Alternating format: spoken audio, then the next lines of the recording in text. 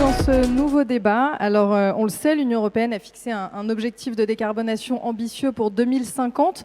Toute la question maintenant, c'est de savoir quel chemin on va prendre pour y arriver. Le tout dans un contexte économique qui est évidemment très contraint. Les États ont un rôle important à jouer dans ce chemin, les villes aussi. D'où la question que nous explorons aujourd'hui. Quelle planification pour des villes plus autonomes et plus sobres en énergie? Alors pour en débattre, je suis ravie d'accueillir, alors je vais commencer à ma gauche, Richard Curnier, directeur de la Banque des Territoires pour la région Île-de-France, Catherine Serre, associée Sustainability chez Deloitte et membre de la TCFD, Hélène Milot, vous êtes directrice Action régionale Île-de-France pour le groupe EDF. Et Paul Simondon, bonjour, vous êtes adjoint à la mairie de Paris en charge des finances, du budget, de la finance verte et des affaires funéraires. Bonjour à tous et merci d'être avec nous. Alors pour commencer, je vais me tourner vers vous, Catherine Serre, puisque vous venez de chez Deloitte et que finalement je voudrais faire un petit point de terminologie. Qu'est-ce qu'on entend par planification ?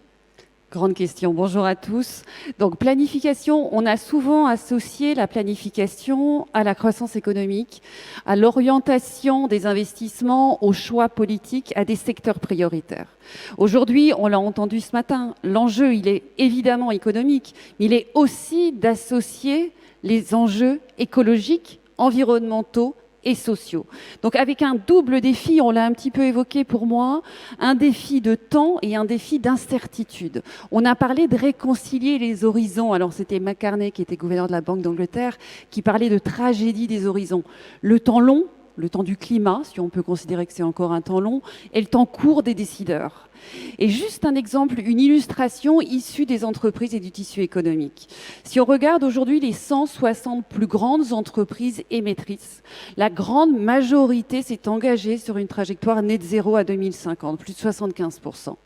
Si on regarde aujourd'hui le montant des capitaux investis aujourd'hui, ce qu'on appelle les CAPEX, seulement 5% de ces capitaux sont alignés avec les objectifs de l'accord de Paris.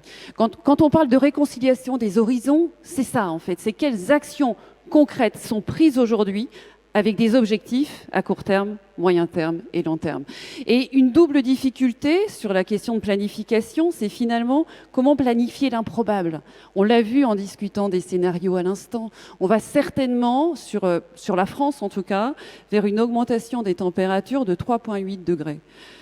Qu'est-ce que ça implique ? Qu'est-ce que ça implique d'un point de vue social, d'un point de vue écologique, aussi d'un point de vue technologique?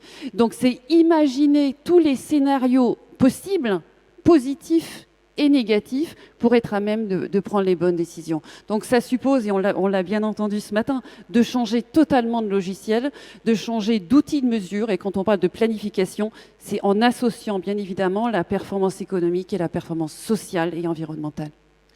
Comment planifier l'improbable? J'aime beaucoup cette expression. Je me tourne vers vous. Le groupe EDF, comment est-ce que vous planifiez l'improbable? Est-ce que vous faites des scénarios? Sur quoi vous réfléchissez? Et puis, est-ce que, surtout, des leviers d'action se dégagent de ces scénarios? Oui, bonjour à tous. D'abord, peut-être pour revenir sur la sobriété, parce que c'est le thème aussi de la table ronde, et pour partager quand même avec vous tous que la sobriété, la souveraineté énergétique, puisque c'est bien ça les enjeux aussi au cœur de nos problématiques, ça ne se décrète pas et que ça s'accommode pas de court-termisme, mais ça nécessite une vision moyen terme, long terme, et donc de la planification. Je crois que c'est important de le rappeler. Et pour un groupe comme EDF, leader énergéticien, être responsable et s'engager dans la sobriété, c'est quoi avant tout? C'est promouvoir et agir pour la planète. Ça, je crois que c'est un enjeu clé, ça a été rappelé. Et j'en profite aussi parce qu'on l'assume à EDF, toute nouvelle infrastructure, tout projet énergétique n'est pas un jeu à somme nulle pour la planète. Et donc c'est un enjeu fort, la sobriété, parce qu'on sait bien qu'il y a un enjeu, une pression foncière, pression sur l'eau, pression sur les matériaux. Et donc il est important et essentiel, si on veut préserver la planète, d'aller vers la sobriété. C'est aussi un enjeu économique, parce que la sobriété, ça permet de faire baisser la facture, et c'est ce qu'on prône auprès de nos clients particuliers, entreprises, collectivités. Et puis, c'est bien sûr aussi un enjeu de souveraineté énergétique, et je crois que le contexte actuel nous le rappelle, puisque moins de consommation énergétique, c'est moins de consommation d'énergie d'énergie fossile, et donc ça nous fait baisser aussi notre dépendance énergétique. Alors si on en vient à l'Île-de-France, la situation quand même, aujourd'hui, l'Île-de-France, on produit 5% seulement de ce qu'on consomme en termes énergétiques. Donc il y a du chemin à parcourir. Et nous, on a une conviction, c'est que au-delà de la planification nationale, c'est que chaque territoire a un rôle à jouer et à apporter sa contribution aussi à cette équation net zéro. Et donc, on a fait travailler nos experts, nos chercheurs, pour se projeter aussi dans cette vision long terme. Bonne nouvelle, j'ai envie de dire, le chemin de la neutralité carbone, c'est pas une utopie. C'est pas une utopie.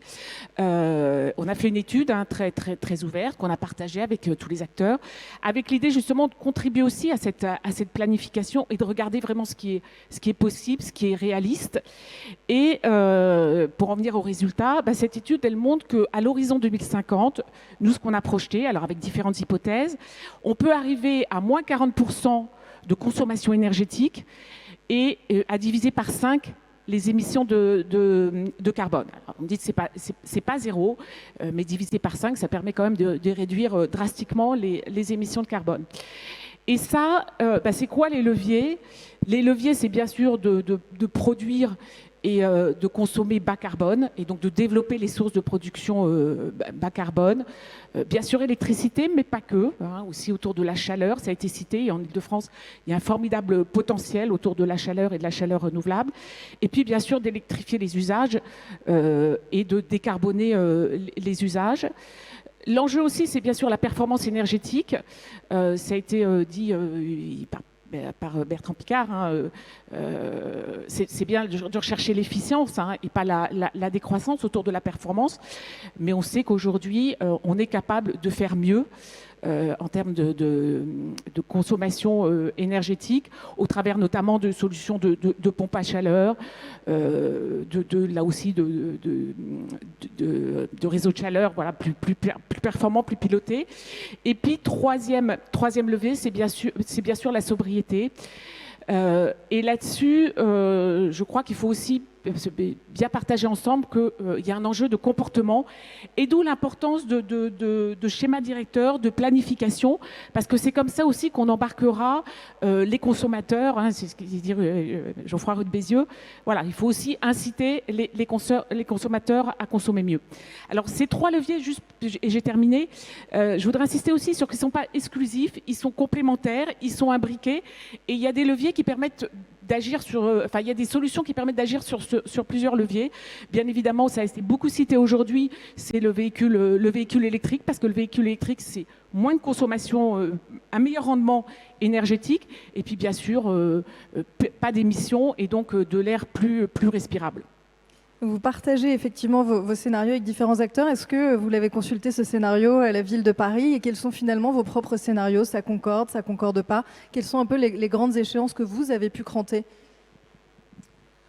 La planification, quand on est à la tête d'une collectivité, c'est plusieurs objectifs. Donc oui, bien sûr, on partage avec les autres acteurs. Chaque fois qu'on discute, nous, on a mis en place à Paris un plan climat dès 2007, avec des objectifs à long terme, 2020, 2025. Et puis, après l'accord de Paris, on a remis à jour notre plan climat air énergie, avec des objectifs de décarbonation, de production d'énergie renouvelable, des horizons 2030, 2050 pour certains.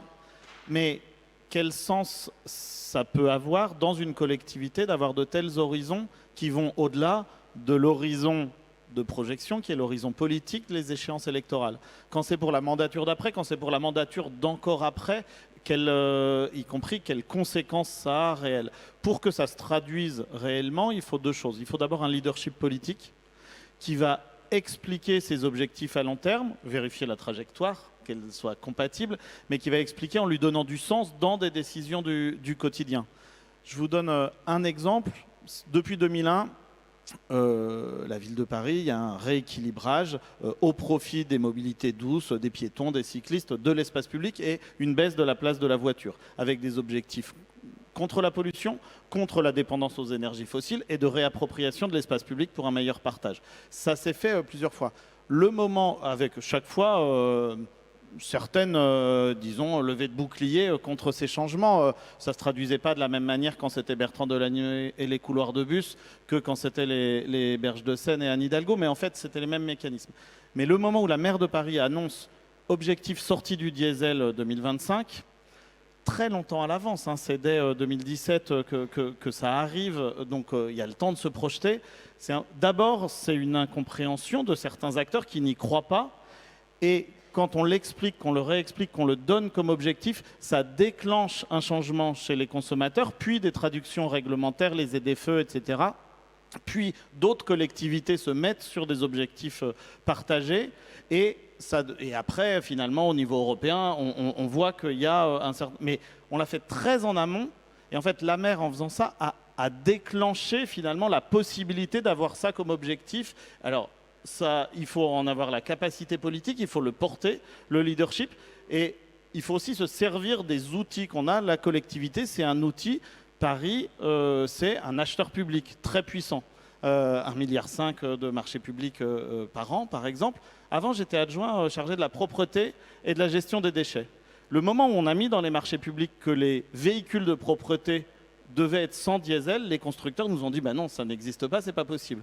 Puis on l'a quand même mis, on a mis des clauses pour que ce soit possible, pour garder finalement des concurrents qui viennent répondre à nos marchés publics. Mais ils ont déclenché ça, ils ont créé finalement les produits qui n'existaient pas, et maintenant ce sont dans leur catalogue pour toutes les collectivités de France.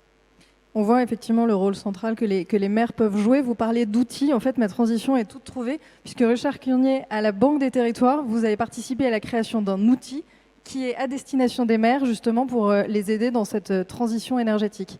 Tout à fait. Bonjour à toutes et bonjour à tous. En fait, à la Banque des Territoires, on travaille sur la sobriété, et nos clients, en fait, ce sont les collectivités locales.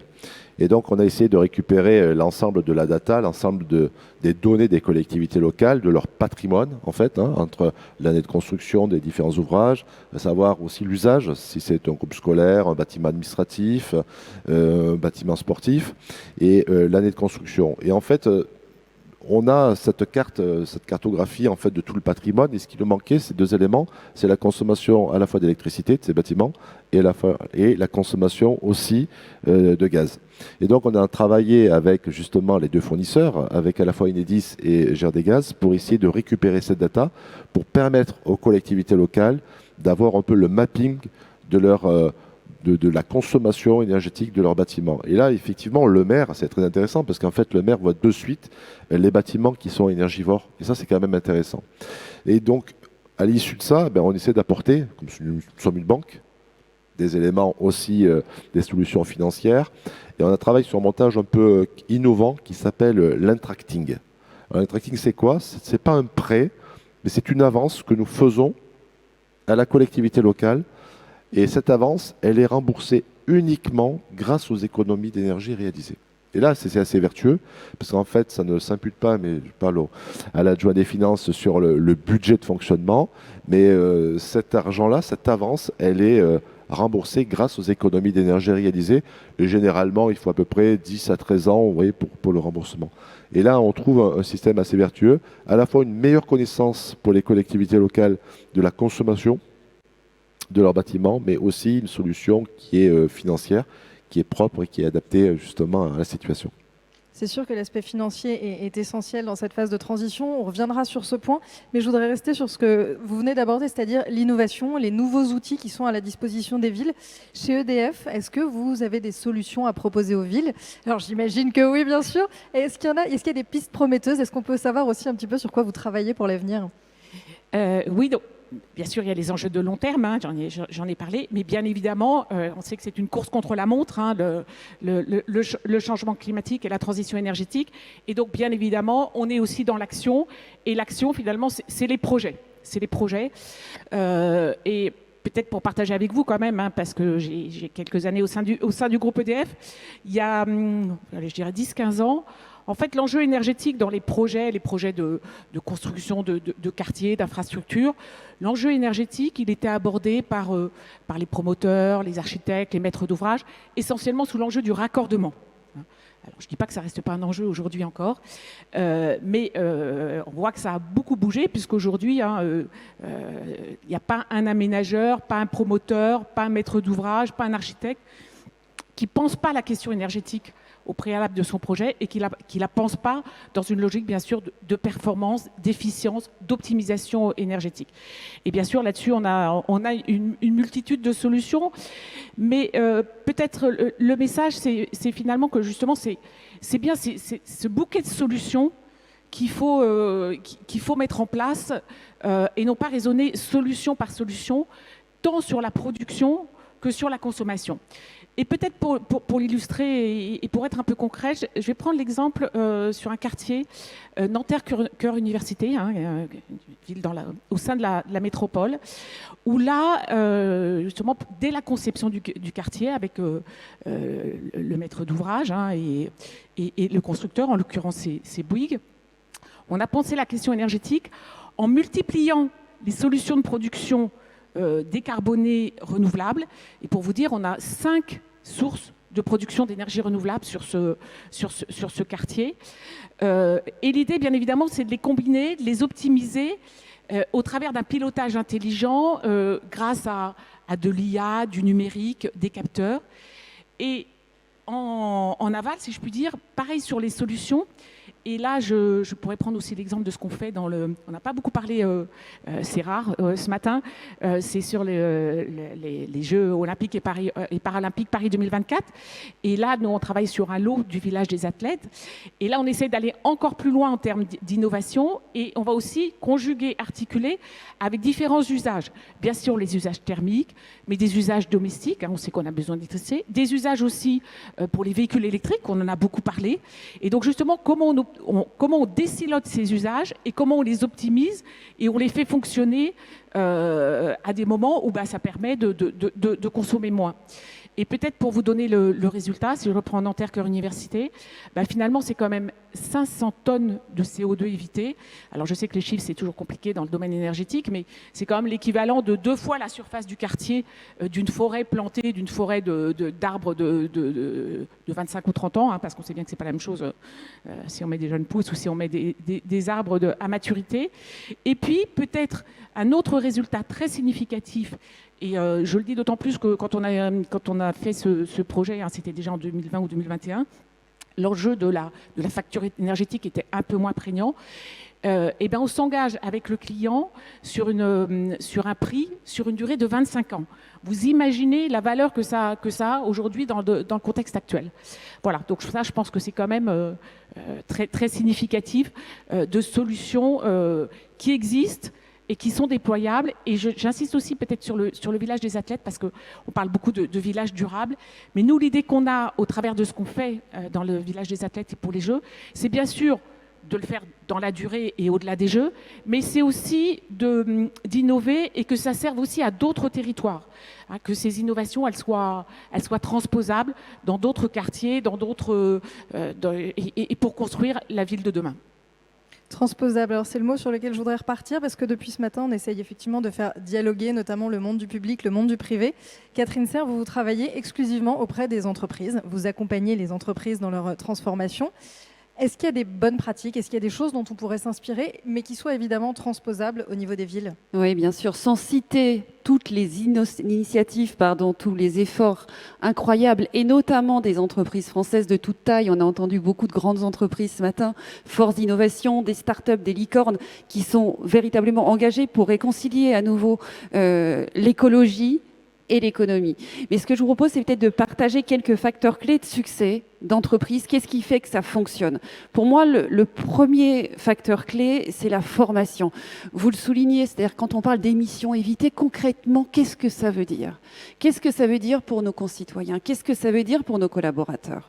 Donc pour moi, ça passe nécessairement par une phase de formation. Et je le vois dans ma génération et la génération des décideurs. On a été très peu, ou voire pas du tout, exposés à ces questions-là, en tout cas dans nos parcours académiques. Et il y a des formations très faciles, qui sont d'ailleurs déployées en entreprise et qui sont déployées dans les municipalités, comme la fresque du climat. C'est des formations de 3 heures qui ont un impact très significatif et qui permettent de mobiliser l'ensemble de l'organisation, des décideurs aux opérationnels. Ça, pour moi, c'est le premier levier. Le deuxième levier, c'est l'exemplarité. Et je le vois, si je prends l'exemple de Deloitte, on accompagne bien évidemment nos clients dans leur transformation, mais on se doit avant tout, nous-mêmes, d'être exemplaires dans nos propres opérations. Donc ça, pour moi, c'est aussi essentiel. Et le troisième facteur clé de succès, c'est la mesure. Donc ça rejoint le point de tout à l'heure, c'est comment on évalue les externalités positives, négatives. Et vous le savez, aujourd'hui, les entreprises sont soumises, on peut parler d'une vague réglementaire, notamment au niveau européen, avec un nouveau langage ESG, avec des nouveaux ratios, des nouveaux indicateurs de performance. Et je pense que c'est fondamental que tous les acteurs économiques et politiques s'en inspirent. On a beaucoup parlé d'écologie, d'environnement, de climat. Mais quand on parle d'environnement, il faut aussi adresser les enjeux de biodiversité. Ça va être aussi lié aux enjeux de sobriété énergétique. Les enjeux, bien sûr, de gestion de l'eau, de pollution, d'économie circulaire, on l'a abordé. Il faut aborder les enjeux sociaux. Et donc, ces normes aussi de durabilité vont aborder ces 4 piliers de transition juste. On a parlé de société inclusive ou d'immobilier inclusif. C'est aussi d'associer les fournisseurs, comme vous l'évoquez, les consommateurs, les concitoyens et la société civile, y compris les ONG. Donc voilà, c'est ensemble de structurer un langage commun et véritablement ces efforts qui sont déployés aujourd'hui par les grandes entreprises et les plus petites démontrent cet engagement à construire une relation de confiance et de se comprendre. Justement, c'est les exemples qu'on a pu illustrer ce matin. C'est être à même de dialoguer et de parler effectivement la même langue pour prendre les bonnes décisions. Alors ça, c'est un autre des fils rouges depuis ce matin, c'est le contexte économique un petit peu difficile dans lequel on évolue. Donc le financement de toutes ces bonnes pratiques, le financement de ces innovations, comment peut-il se faire aujourd'hui? Comment vous, Ville de Paris, est-ce qu'aujourd'hui vous trouvez les fonds nécessaires pour engager cette planification et cette transformation? Alors, bien sûr, parler de la transition, c'est parler de son financement partout et dans tous les contextes. D'abord, je vais peut-être commencer par ce qu'on met à la fin en général, il faut trouver des effets de levier sur d'autres acteurs, donc aller chercher des nouveaux outils, être dans l'innovation. Quand on crée, comme on a pu créer le Paris Fonds Vert pour aller aider des petites entreprises à faire leur transition, quand on crée maintenant avec la Banque des Territoires, et la Métropole du Grand Paris et d'autres collectivités, la coopérative carbone, un outil de compensation locale, on va chercher ces effets de levier. Quand on annonce une exonération fiscale pour que le parc privé puisse accélérer son éco-rénovation aussi. Mais enfin, le cœur du sujet, c'est pas ça. Le cœur du sujet pour une collectivité, c'est investir. C'est continuer à investir malgré tout, malgré tous les obstacles. C'est continuer à investir pendant la crise sanitaire, alors que bien sûr, on n'en avait plus du tout les moyens vu le niveau du choc, mais qu'il ne fallait pas rajouter de la crise à la crise. Et c'est maintenant, dans un contexte inflationniste, avec l'explosion de coûts de l'énergie sur les collectivités, et malgré un désengagement de l'État qui est complet sur le sujet, réussir à trouver les moyens d'investir. L'investissement public, c'est l'investissement local des collectivités territoriales, c'est 70% de l'investissement public. Dans un contexte récessif en Europe qui pourra venir, si les collectivités arrêtent d'investir, or c'est ce qu'elles sont en train de décider vu les contraintes budgétaires, réduire le service public, dégrader le service public, repousser des investissements. L'urgence de la transition écologique d'une part et le fait que l'activité économique soit soutenue de manière contracyclique, ça va dépendre essentiellement de la capacité des collectivités territoriales à continuer à investir. Donc c'est un choix, il faut s'en donner les moyens. Il faut s'en donner les moyens. Nous, on essaie de le faire avec une crédibilité parce qu'on a le périmètre de la ville de Paris, parce qu'on a lancé le criblage de l'intégralité de notre budget, de ses effets climatiques. C'est une manière aussi d'avoir accès au marché obligataire en green, en sustainable, dans de très bonnes conditions. Après, dans un contexte de hausse des taux quand même. Et c'est réussir à le faire avec une trajectoire financière durable, mais avec en tête les objectifs et en regardant quelles sont les contraintes qui pèsent sur les collectivités. Elles sont beaucoup plus fortes que celles sur l'État, qui peut emprunter, y compris pour payer les salaires. Hein. Nous, on n'a pas le droit de faire ça. C'est mieux, c'est moins bien, je ne sais pas, mais en tout cas, on n'a pas le droit. Ça, c'est clair. Et par ailleurs, en ayant en tête la trajectoire budgétaire, la trajectoire financière, sa soutenabilité, mais aussi la trajectoire climatique et quelle dette climatique on risque de laisser au suivant si on retarde les investissements absolument indispensables. Richard Curnier, est-ce que ce désengagement des collectivités, vous l'observez aussi au quotidien? Et est-ce qu'il y a des solutions aujourd'hui qui peuvent être apportées? Des solutions financières, évidemment? Des solutions financières, oui, il y en a, en fait, parce que vous savez que nous, Caisse des dépôts, Banque des territoires, nous centralisons l'épargne des Français. Donc l'épargne des Français, c'est 450 milliards d'euros, c'est le livret A, c'est votre livret A, j'ai envie de dire. Et ce livret A, on le centralise et on le transforme sur des durées et on le reprête à des collectivités locales sur des durées de 40 voire 50 ans. Donc c'est ça notre modèle. Donc on prend l'épargne des Français. Avec des taux qui augmentent aussi, ou comment est-ce que ça se avec passe? des taux qui augmentent, mais qui sont quand même relativement faibles, je veux dire, compte tenu des durées. Parce qu'aujourd'hui, on est sur du 2,50, 3% sur du 40-50 ans. Donc c'est quand même un reste acceptable. Donc ça, c'est notre sujet. Et ce qu'on essaie de voir avec les collectivités locales, c'est qu'elles acceptent de financer les grands équipements. C'est quoi? C'est simplement les groupes scolaires, les stations d'épuration, sur des durées de 40 ans. Il faut que ça soit adossé à la durée d'amortissement économique. Et aujourd'hui, on s'aperçoit que les collectivités locales empruntent sur des durées de 15 ans, ce qui bride leur section d'investissement. Et aujourd'hui, on n'a pas de solution, mais la solution, c'est d'emprunter sur du long terme, parce que ça profite finalement à 3-4 générations. Donc on n'a pas besoin d'emprunter sur 15 ans quand on finance un groupe scolaire, par exemple. Et ça permet de dégager des marges de manœuvre pour les collectivités locales pour accélérer justement sur la transition écologique énergétique, pour acheter des bus propres à l'hydrogène électrique. Et ce qui est important aussi, ce qu'il faut savoir, c'est que les collectivités locales, mais vous l'avez dit, monsieur le Premier adjoint, l'adjoint des finances, pardon, c'est un acteur contracyclique. La collectivité locale est un acteur contracyclique. Et c'est faire émerger aussi une filière industrielle. Sur l'hydrogène aujourd'hui, si les collectivités locales n'achètent pas des bus à hydrogène, on aura du mal aujourd'hui à travailler sur cette filière.